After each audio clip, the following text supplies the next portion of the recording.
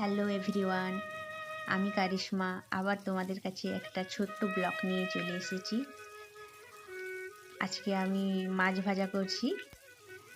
তো এতে তো নতুন কিছু দেখার কিছুই নাই, মাছ ভাজা সবাই জানো, আশা করছি তোমরা সবাই। তো এই মাছ ভাজার সঙ্গে সঙ্গে তোমাদেরকে একটা ছোট্ট কবিতা বলে শোনাই, আশা করছি ভালো লাগবে।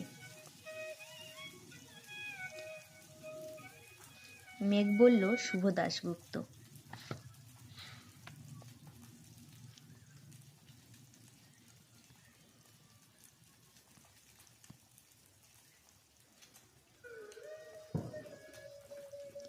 মেঘ বলল যাবি অনেক দূরের গেরুয়া নদী, অনেক দূরের একলা পাহাড়, অনেক দূরেই গহন সেবন, গেলেই দেখতে পাবি, যাবি?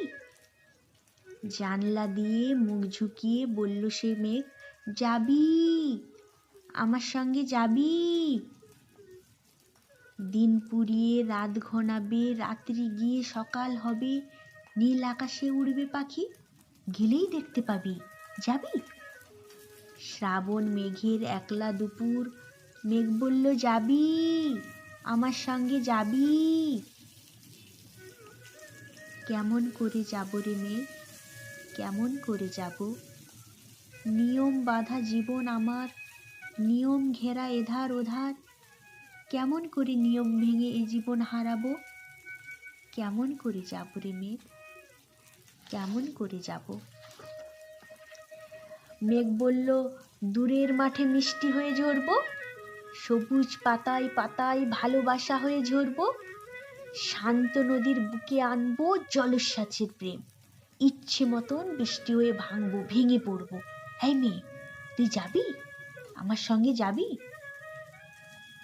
যাব না রে মেঘ, পারবো না রে যেতে, আমার আছে কাজের বাঁধন, কাজেই থাকি মেতে, কেবল যখন ঘুমিয়ে পড়ি তখন আমি যাই, সীমার বাঁধন ডিঙিয়ে দৌড়ে এক ছুটে পালাই, তখন আমি যাই।